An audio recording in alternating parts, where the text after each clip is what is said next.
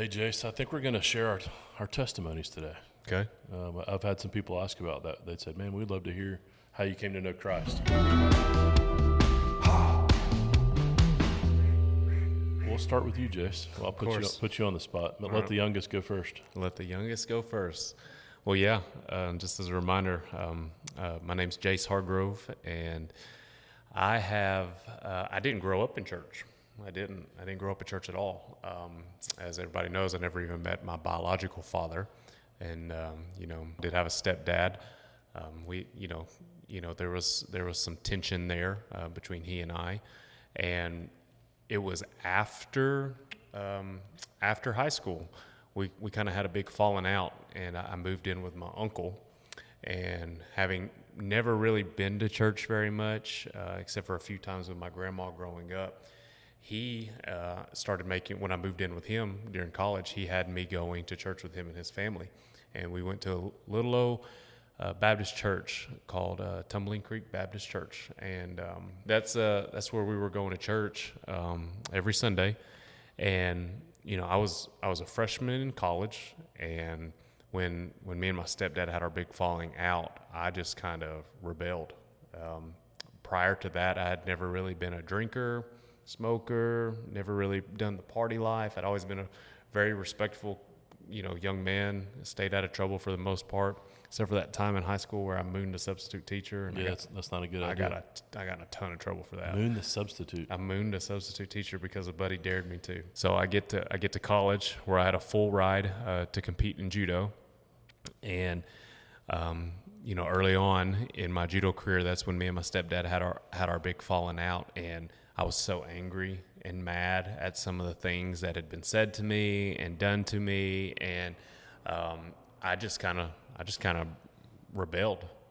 I said, screw it. I've never been a partier or a drinker. Well, I'm going to do that now. And so for about 3 months, every weekend, I was going to parties, I was drinking.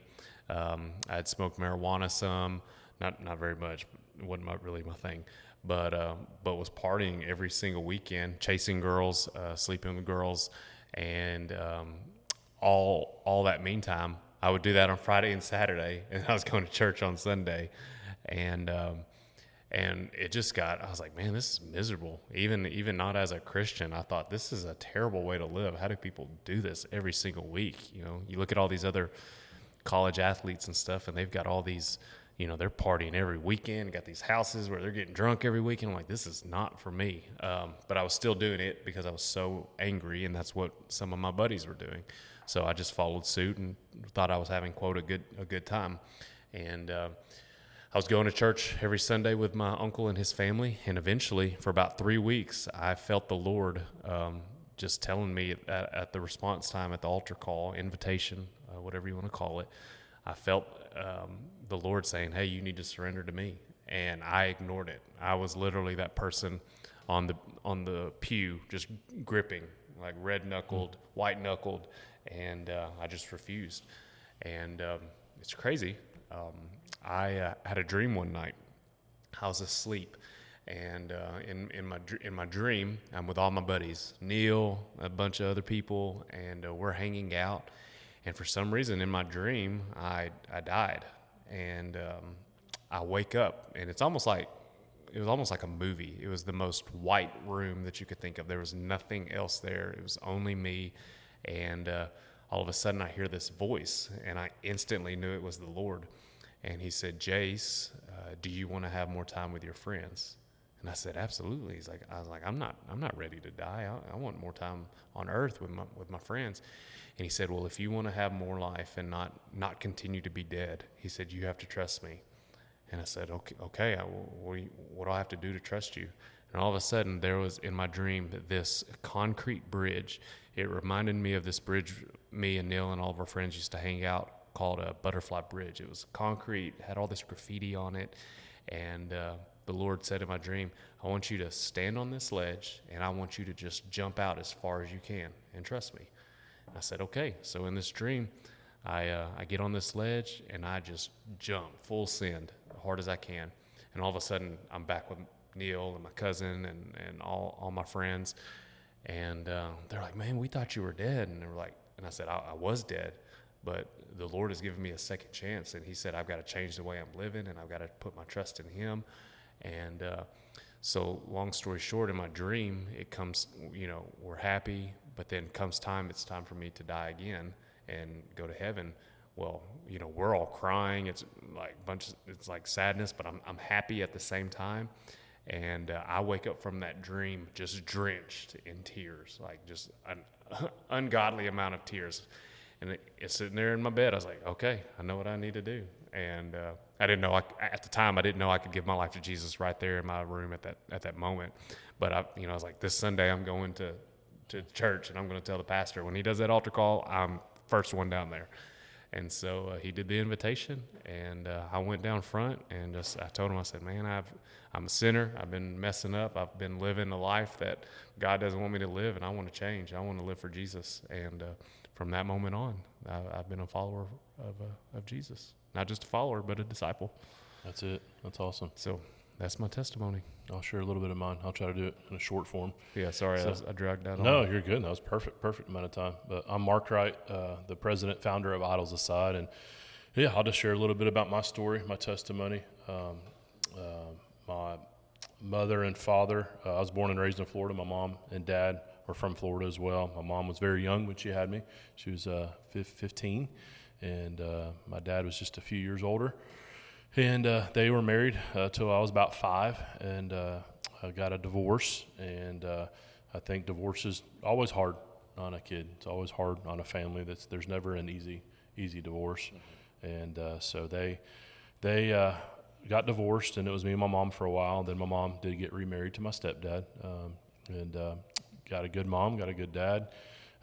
Good papa, good stepdad, and just went through some of those challenges as a kid growing up, coming from a broken home, going back and forth, and it was just it was tough, It's just God didn't design it that way. Right. And I played a lot of sports growing up as a kid. My grandparents were some of the most amazing, godly people that I've ever known. Both are in heaven now, but they lived and breathed Jesus. I mean, their passions, their hobbies, their everything in life, spoke Jesus, Jesus, Jesus. And so it was a blessing to see my grandparents' faith in action. And that had a huge impact in my life. Did grow up going to church, went to youth groups and so forth. I did say a sinner's prayer when I was in kindergarten. I did understand the difference between heaven and hell, and I did not want to go to hell as a 5-year-old. I wanted to be in heaven with Jesus, and I understood what sin was. I knew it was bad. I didn't know the depths of sin and how much evil there was in the world, but I did understand who the Lord was, and I wanted to be in His family. So I did say a prayer with my heart at that age. I did, and I got baptized at 8 years old. But I think that true sanctification process, my true coming to know Christ, was in college, and I'll get to that in a minute. But I grew up playing sports in high school, ended up getting to play college football, played my freshman year of college football at Eastern Kentucky University, and then played my last 3 years at Appalachian State University in Boone. But the time that I surrendered my life to God was the end of my sophomore year of college. The first 2 years of college, I looked like your typical college football player. Mm-hmm. I was chasing everything that the world said was great. I believed in the Lord. I'd still go to some Bible studies occasionally and go to church a couple times a month, maybe once a month. But my life did not look like a Christian. It looked like your typical college football player, focused on being the best college football player I could on the field, trying to give the glory to myself, chasing girls, drinking alcohol, just making some dumb choices. Mm-hmm. And in some of those dumb choices, there was a circle of guys on the football team at Appalachian State and a coach that their life was defined by Christ. And I did see something different in them. And Coach we had Bible studies on Thursday nights, and Coach was always trying to encourage us to be in the book of Proverbs and to just surrender our life to God. And if we do that, our life will be different. And so through seeing these guys look different and seeing where their joy came from, and then in a season to where I was making some bad choices with alcohol and chasing some worldly things, I decided to go down the road on a country road on a Sunday morning after a football game, and ended up at this little tiny church called Trinity Baptist. They had a guest speaker in, a guy from Texas, spoke, and his message was on grace. And that week prior, I was given grace in some things in my life that I was doing that did not please God, and I had some people give me grace that I did not deserve. And that message that Sunday was on grace, and the whole message was about what Jesus did on the cross and how he took upon himself all of my sin and everybody else's sin and all the pain and just all the brokenness. And I never heard it preached that way before. I knew what Jesus did, but I never realized that Jesus became man, became flesh, and felt that guilt and that sin. Right. And that was hard on me, and I just couldn't believe that somebody loved me enough, my Heavenly Father, to do that. And that was the day that I went forward. Most of the people in that church, I think, were over 80, and shocked to probably see a college kid go forward.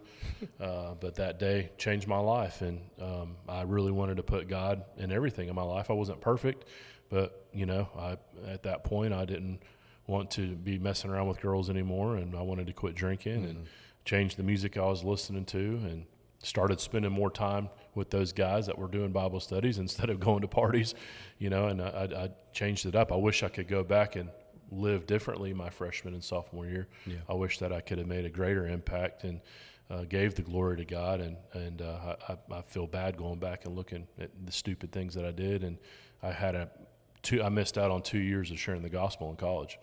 And but the Lord did teach me a lot. Some of those hard lessons in life, I know he has used those and been able to share some of those stories with kids and hear their stories. But it's God's grace is amazing, and because of what he did on the cross, I have eternal life. Becky and I, our first daughter, her name is Grace. We didn't deserve our grace. She's special. Then my second daughter's name is Hope, and I don't deserve hope either. And but because of the Lord, man, he's just blessed me above and beyond. Not just with salvation, but amazing family too. That's been such a blessing. Yeah. But that's just a little short version of my testimony. I could go a lot longer with that. But yeah, man, when I surrendered it to God, and I know when Jace surrendered his life to God, it just took. I felt like before I fully surrendered to God, I felt like I was carrying around chains and weights, and I was just trying to get by in life. Doing the worldly thing and doing the God thing a little bit. And I felt like there was a line drawn in the sand, and that line drawn in the sand, one side is the world, one side is God. And I didn't want to get close to that line anymore, and I didn't want to be on the world side. I wanted to be on the side of God.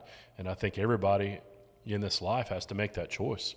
Do you want to live your life for God, or do you want to live your life for the world? And if there's a line drawn in between, don't be lukewarm.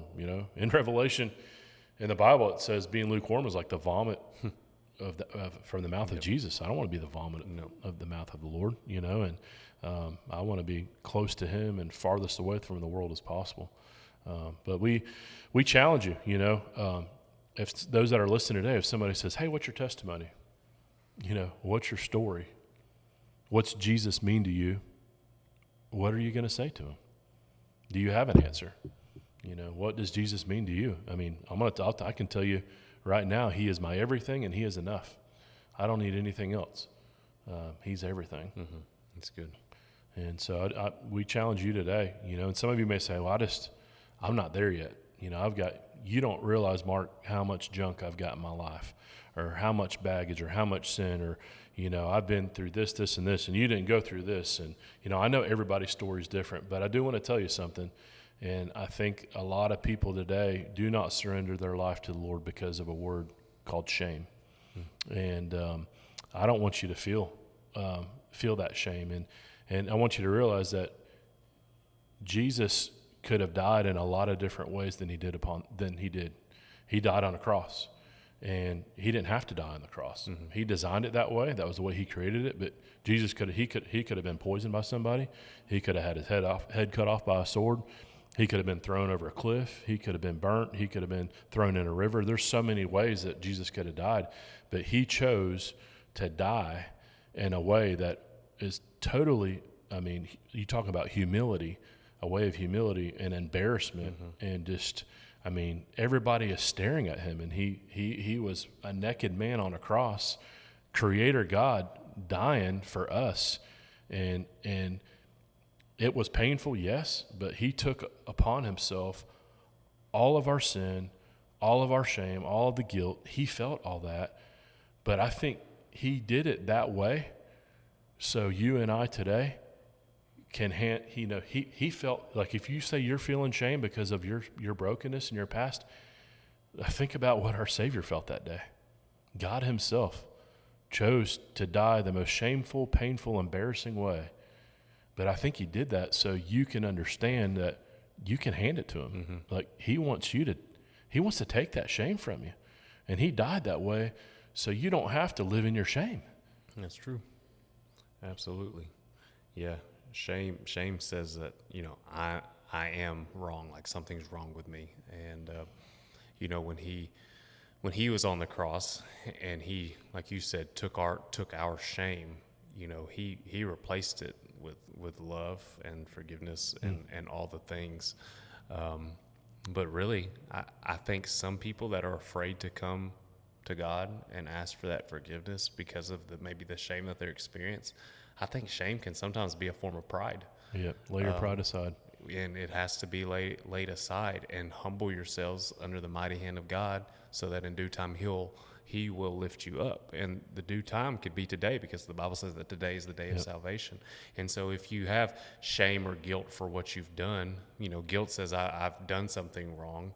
And so if you have some guilt about the way you've lived or choices that you've made, God is a big enough God to be able to handle He can handle your it all. guilt and shame. And he's loving enough to want to meet you in it and lift you up and show you that you're forgiven, you're cared for, and that he has a purpose and a plan.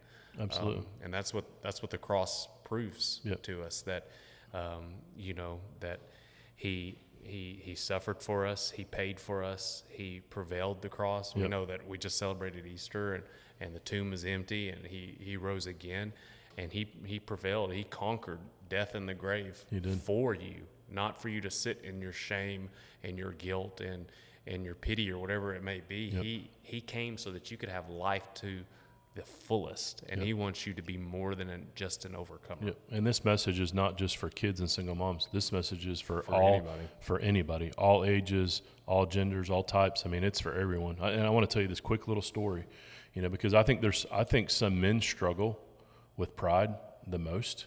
I've met many guys that have been very successful in the business world, multimillionaires, billionaires, and I think I've met several of them that feel like they've done so much wrong and they've got so much shame that God's not there's not enough grace there, that they just don't feel like they can make that switch. And I think pride gets in the way, and I think there's embarrassment.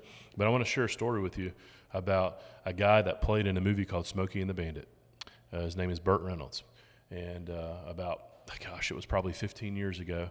I got a phone call on my phone one day, and this guy calls and says, "Hey, is this Mark Wright?" I said, "It is." He said, "Well, this is Burt." I said, "I don't know a Burt." And I'm about to hang up, and he's like, "No, this is Burt Reynolds." And I said, "I don't know a Burt Reynolds." And he said, "This is Burt Reynolds, Smokey and the Bandit." I said, "Really?" And I said, "Well, why are you calling me?" And he said, "Are you going to this event in South Florida that Coach Bowden's speaking at?" And I said, "Yeah, I am." He said, "Well, I'm really good friends with him, and I love to surprise him. I want to come here and speak. Can you have a seat at the table? I was told to call you." I said, "Sure." And so I go to this event, and Burt Reynolds, he's pretty old at this time. He's really slow getting by, got a cane. And he comes, sits at the table, and Bobby gives a full presentation of the gospel. And Burt Reynolds is just in tears, just tears going down his face. And I looked at him, and I said, "Mr. Reynolds," I said, "You okay, brother?" And he says, "Yeah, man, every time I hear Bobby speak, it just gets to me." And I said, "Why?" He said, "Because he's talking about Jesus." And I said, "Really?" I said, "What does Jesus mean to you?" And he said, "You ain't going to believe it, son." But he said, "I got baptized this past year." I said, "Really?" He said, "Yeah, I had Bobby baptize me." He said, "I wanted to do it privately. I didn't want to do it publicly." Because he said, "I still struggle with my shame." And he said, "I still struggle with God's grace." He said, "You probably have heard the type of man that I am." And I said, "Well, if you're saved, you're a different man now." And he said, "I did a lot of bad things in my past." And he said, "You can Google me." And he said, "You can look me up." I said, "I understand." And he said, I want you to do me a favor. He said, you guys with this Idols Aside team, y'all are some good fellas. And he said, I want to challenge you something.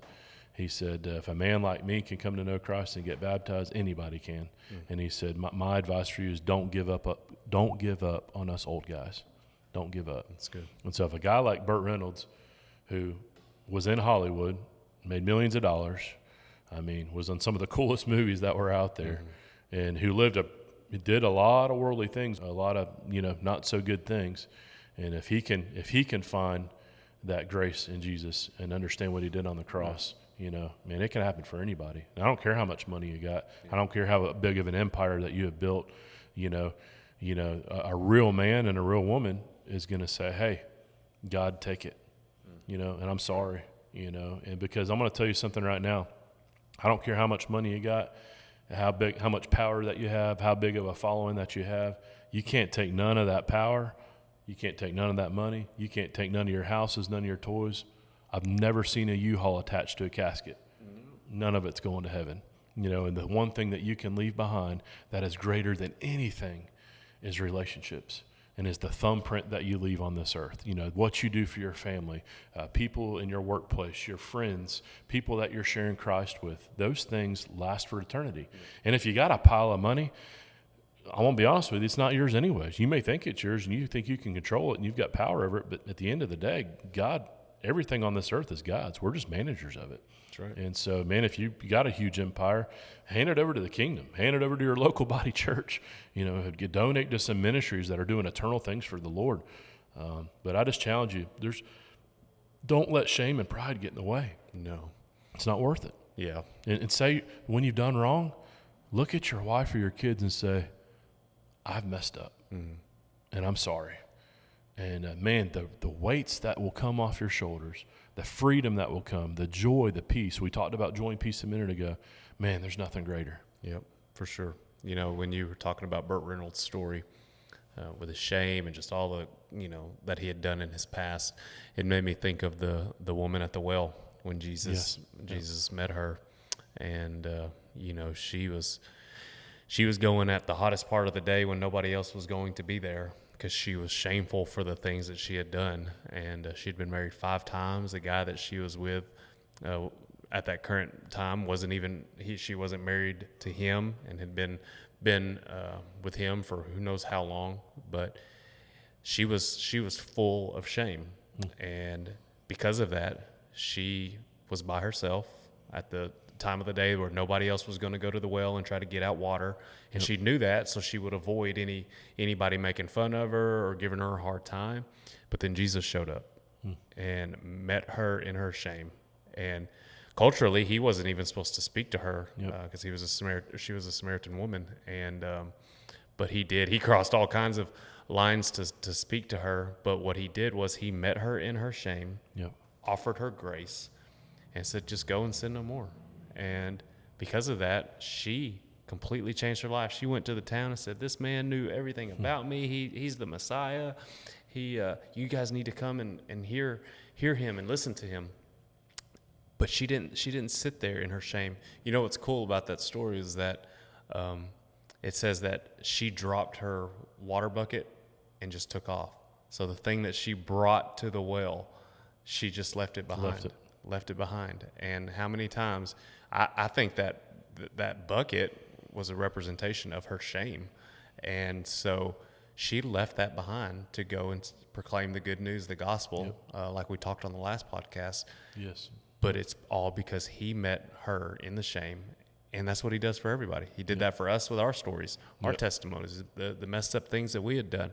He still met us in our shame and offered us grace and forgiveness. So many people today, Jace, want to live their life in the past. They want to look in the rearview mirror, constantly look back. And Jesus says, don't do that. Look at today and look at tomorrow. We don't need to live our life in the past. No. What good is that going to do? It's okay to have memories, but let your identity be in Jesus alone. And I want to challenge you, there's an old saying out there, is what you hang around is what you're going to become. You may have had a tough home life growing up. You may have seen divorce. You may have seen brokenness and sin and all the things. But even if you saw that and you grew up around it, that doesn't mean you've got to continue it. You can break that cycle. Yeah, that's right. You can break the cycle. You have that choice. You have a choice to make. Do I want to be on God's side or the world's side? We've got to surrender. Yeah. And I think that comes with, stepping into the light. Darkness doesn't like light. And so they don't do well together. Shame is darkness. And when you expose your shame to the light, that's when you can confess. It's not in hiding anymore, because God can't bless what you hide. And so if you're constantly hiding your sin and your struggles and your shame and on and on and on, if you're hiding those things, he can't heal it, because you're withholding it from him. He wants all of you. He doesn't want just a piece of you or just this part of your life. He wants your entire life. And so if you are struggling with an addiction or a sin problem or whatever the case may be, just get it out in the light. Tell somebody, tell the Lord, tell a friend, and just get honest so that healing can begin to happen in your life. If you need to go tell somebody you're sorry and you've messed up, do Yeah. it. Don't hold on to that. Don't carry that weight around. Yeah, for sure. Yeah. Yeah. And obviously go to the Lord. That's one of the greatest people to go to. But you may need to go to a spouse. You may need to go to your child. You may need to go to a family member, a coworker. Lay that down. Yeah. Lay it down. Give it to the Lord, and realize that you have a testimony. You have a story. Maybe you've been building your testimony for many years, but the Lord can use it for good, and he wants to use it for good. And so if you are a Christian, you've never shared your testimony with somebody, that is the most powerful message that any of us have, because nobody can take away our personal experience. Yep. And you have an experience with the Lord that is personal and real and genuine. You don't have to know every single Bible verse and be able to quote scripture word for word to be able to lead somebody to Christ. Simply sharing your testimony, just like we did, can be more impactful than a sermon or a worship set or any of that, just by you being genuine and sharing, hey, I used to live like this. I had guilt. I had shame. I experienced Jesus, and now this is my hope for the future. Mm-hmm. That's all a testimony is, those three things right there. My past, what the Lord did for me, and what I'm doing moving forward, and what I have hope in. And so talk to yourself about that. Like, if you talk to yourself about what your testimony is, and then just start looking for opportunities to share that with people. Absolutely. That's all you got to do. I'll close with this verse. Jeremiah 29:13 says, "You shall seek me and find me when you give me all your heart." And God doesn't want half of you, 3/4 of you. He wants all of you. Mm-hmm. And I feel like to really see his presence and see him act in your life, you got to go all in. Yeah. And you know what? We've said that he seeks us, right? And he seeks us with his whole heart by sending his son, Jesus. Perfectly. Yep. All right. He loves you. Yep. So we'll see you next time.